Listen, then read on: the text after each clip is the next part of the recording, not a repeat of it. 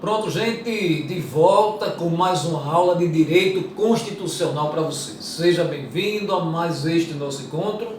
Continuamos os nossos estudos sobre o Poder Legislativo e continuamos de forma específica estudando as competências privativas do Senado Federal. Na aula passada, agora há pouquinho, estudamos o artigo 52 aí nos seus incisos 1º e 2º. Agora avançando, vamos continuar no artigo 52, vendo os incisos 3º e 4º. Me acompanhe aqui na leitura, nós vamos ler o comando constitucional e, como de costume, detalhando aí tudo aquilo, explicando, pontuando tudo aquilo que é importante para a sua prova.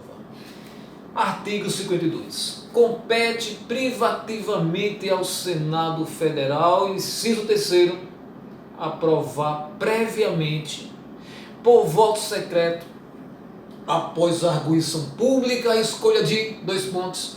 Aí temos A, B, C, D, E, 5 alíneas, trazendo autoridades que precisam ser aprovadas pelo Senado Federal antes de serem nomeadas para os seus cargos pelo presidente da República.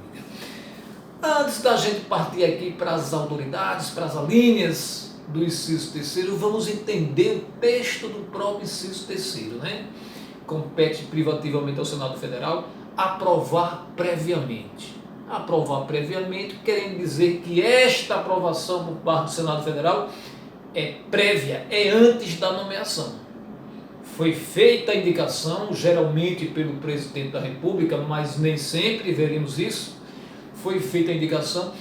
Antes da nomeação é preciso que aquela pessoa, aquele indivíduo, tenha a sua indicação aprovada pelo Senado Federal. E esta aprovação se dá por voto secreto. Voto secreto. Agora, o voto secreto realizado após uma arguição pública. Primeiro, aquele indivíduo indicado para aquele cargo, né, um cargo importante na estrutura do governo, antes da nomeação e antes da votação para aprovar ou não seu nome, ele é submetido a uma sabatina. A arguição pública entenda como sabatina. Os senadores irão fazer várias perguntas para aquele indicado. Sabatina feita, voto secreto, e aí o nome será aprovado ou não.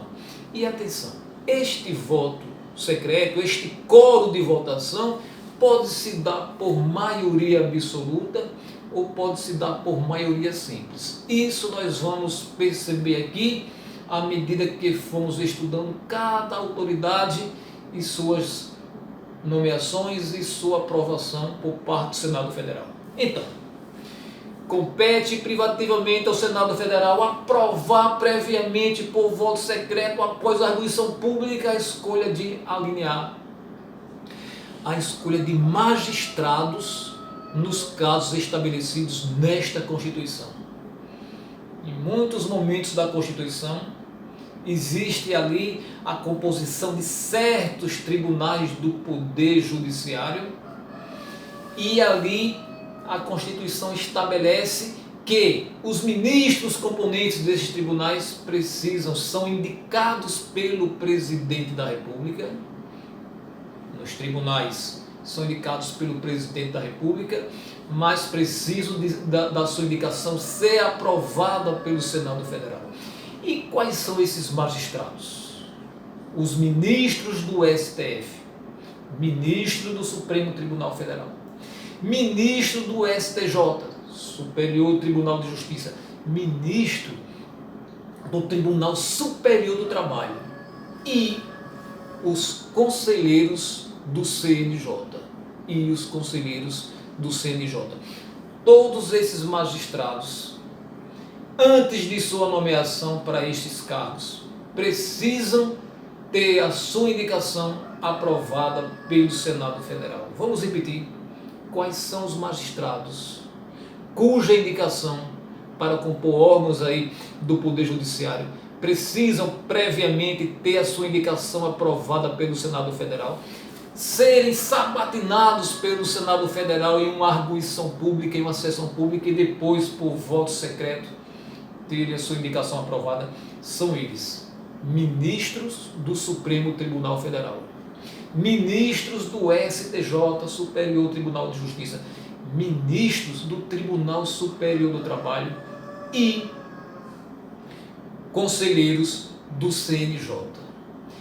Eu separei esse grupinho aí primeiro, porque todos esses que eu acabei de falar, o quórum de votação desta votação secreta é maioria absoluta. Quórum de aprovação de suas indicações por maioria absoluta. Maioria absoluta, conforme consta lá dos artigos da Constituição que disciplina a matéria, disciplina a indicação dos ministros do STF, disciplina a indicação dos ministros do STJ e Tribunal Superior do Trabalho. Mas tem outro grupo de magistrados, também estabelecidos na Constituição aqui, que são indicados pelo Presidente da República após a aprovação pelo Senado Federal, que eu não indiquei neste primeiro momento, porque eles dependem tão somente de maioria simples. Os ministros do Superior Tribunal Militar. Atenção! Os ministros do Superior Tribunal Militar, que estão anunciados ali no artigo 123 da Constituição, a sua indicação é feita pelo Presidente da República e antes da nomeação seus nomes precisam ser aprovados pelo Senado Federal, a arguição pública, sabatina, e depois os seus nomes podem ser aprovados pelo Senado Federal e aí por maioria simples, não maioria absoluta como os outros. E onde é que nós temos a questão de maioria absoluta? Nós temos lá nos artigos da Constituição que tratam da matéria.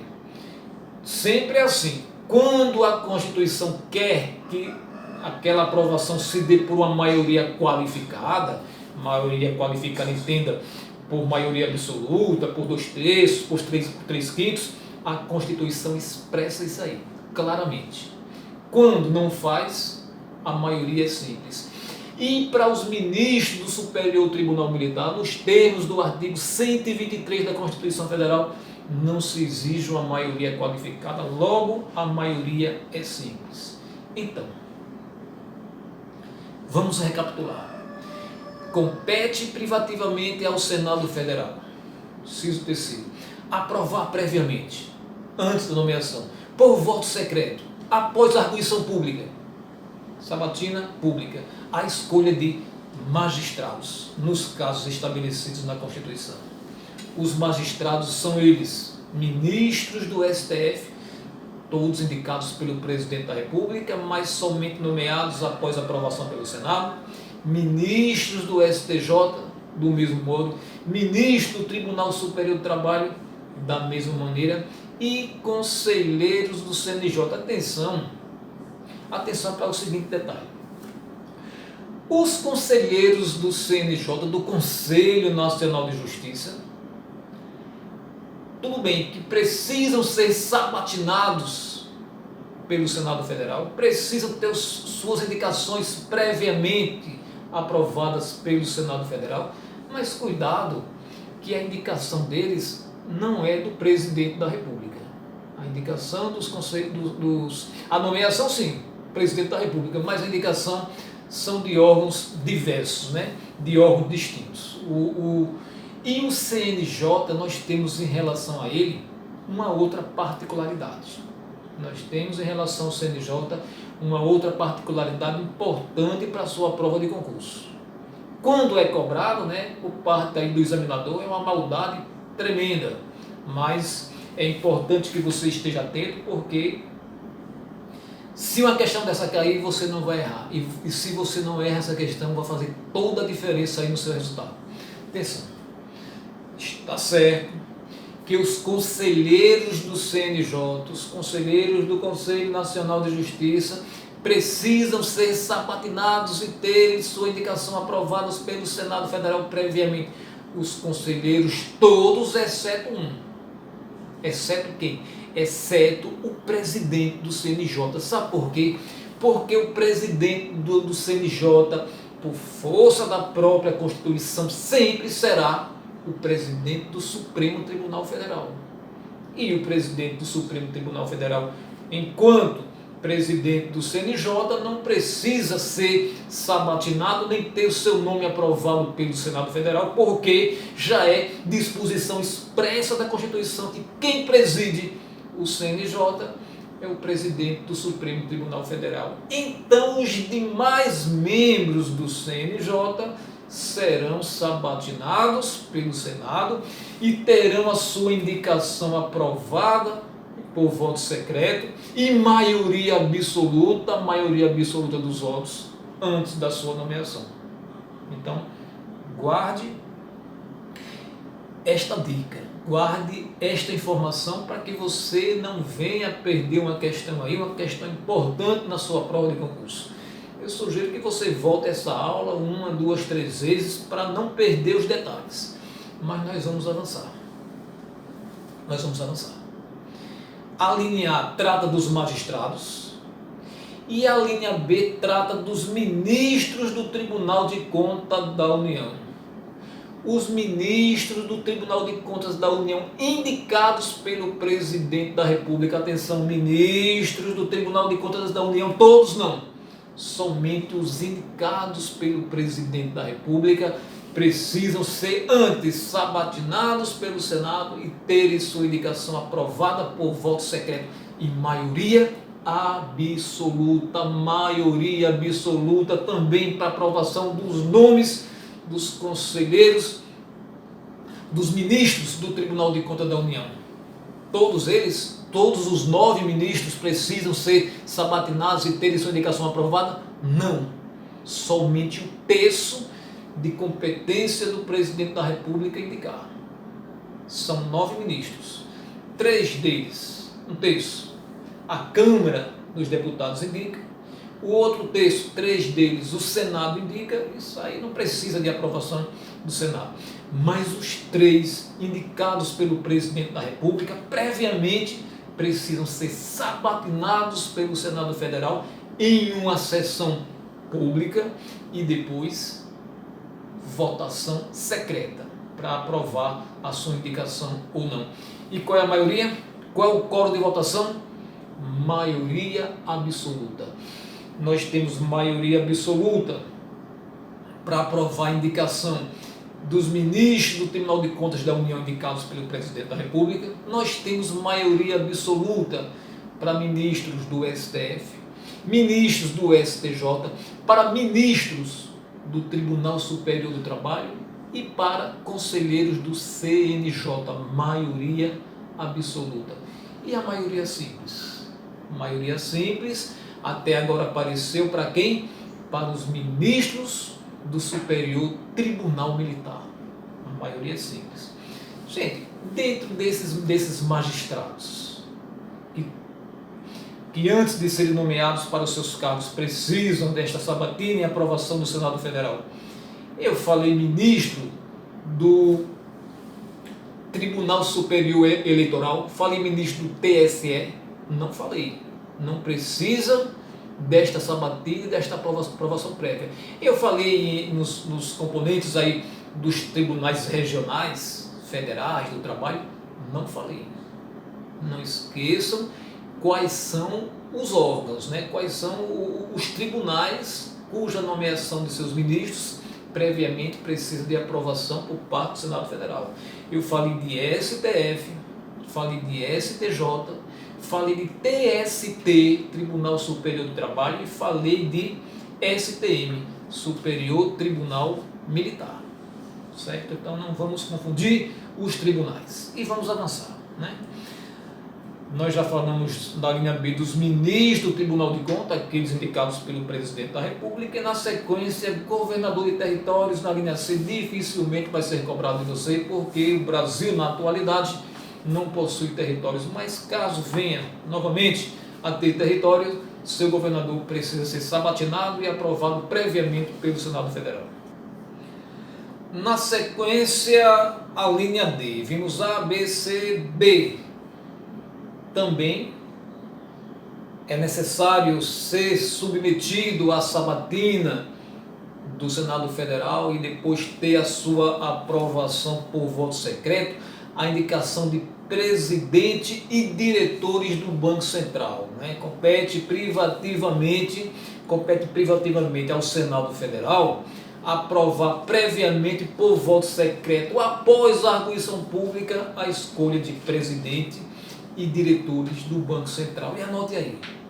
Anote que esta aprovação dos nomes do presidente ou diretores do Banco Central por parte do Senado Federal se dá por maioria simples de votos. O quórum de votação aí, esta votação secreta é maioria simples. Mais um grupo de pessoas, de indivíduos que, quando indicados para determinados cargos, antes de sua nomeação, precisam ser sabatinados e aprovados, e esta aprovação por maioria simples. Para quem? Para presidentes e diretores do Banco Central. E a linha E? Procurador-Geral da República. Também a indicação do Procurador-Geral da República, feita pelo presidente da República, antes de sua nomeação, aquele nome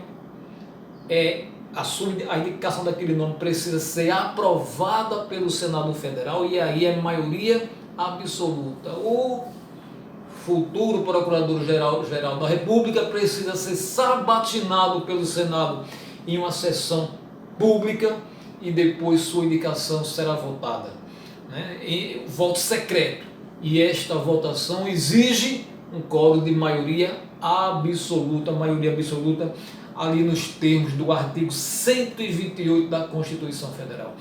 E, gente, quanto a este Procurador-Geral da República, existe um detalhe importante. Um detalhe, inclusive, constante aqui do inciso 11, lá na frente, desse mesmo artigo 52 que estamos trabalhando. É o seguinte: o presidente da República nomeia o Procurador-Geral da República após a aprovação de seu nome pelo Senado Federal, e o nomeia para um mandato de 2 anos. 2 anos. Só que é possível que antes do término do mandato, este Procurador-Geral da República seja exonerado pelo presidente da República. Mas, para que o presidente da República possa exonerar o Procurador-Geral da República antes do final de seu mandato, é preciso que o Senado Federal aprove, também por voto secreto, esta exoneração. E isto consta, parte disso consta no inciso 11 deste artigo 52 que nós estamos analisando, e o inciso 11 diz o seguinte: compete privativamente ao Senado Federal aprovar por maioria absoluta de votos, voto secreto, a exoneração de ofício do Procurador-Geral da República antes do término de seu mandato. Esta foi a linha E, que tratou da nomeação do Procurador-Geral da República e a necessidade de sua prévia autorização por parte do Senado Federal. E já vamos para a linha F. Nós estamos dizendo que compete privativamente ao Senado Federal aprovar previamente por voto secreto, após a arguição pública, a escolha de, na linha E tem, titulares de outros cargos que a lei determinar. Titulares de outros cargos que a lei determinar. Isso querendo dizer que estamos diante, aqui nesse inciso 3º, de um rol aberto. Um rol exemplificativo. Não estamos tratando aqui de um rol taxativo, não, é um rol aberto, tanto que aqui na linha F, a última das alíneas do inciso 3º, temos que também titulares de outros cargos que a lei determinar. Inclusive, um cargo importante, determinado não pela lei infraconstitucional, mas pela própria Constituição, são os conselheiros integrantes do CNMP, Conselho Nacional do Ministério Público, anunciado na Constituição Federal, né? Lá no artigo 130A. Ali nós temos a disciplina sobre o Conselho Nacional do Ministério Público e a forma de como se indica aí seus conselheiros. No Conselho Nacional do Ministério Público, também nós temos a exigência de maioria absoluta. Conselheiros do Conselho Nacional do Ministério Público, sua indicação precisa previamente ser aprovada por maioria absoluta do Senado Federal. Este conselheiro indicado será sabatinado em uma sessão pública, né? E depois o voto secreto da maioria absoluta dos senadores vai decidir se o seu nome é aprovado ou não. Então, dentro desses titulares de outros cargos que a lei determinar, lembremos dos conselheiros, né? Conselheiro não está ali relacionado anteriormente como magistrado, porque magistrados não são. São integrantes do Conselho Nacional do Ministério Público. Maioria de votos, maioria absoluta, né? E aí, gente, nós vamos agora para o inciso 4º. Tudo isso que vimos até agora foi as alíneas do inciso 3º. Inciso 4º. Compete privativamente ao Senado Federal aprovar previamente, por voto secreto, após a arguição em sessão secreta, as escolhas dos chefes de missão diplomática e caráter permanente. Atenção com este inciso 4º. Aqui tem material, né? Aqui tem pano para manga, para que o examinador da sua banca de concurso prepare para você uma armadilha.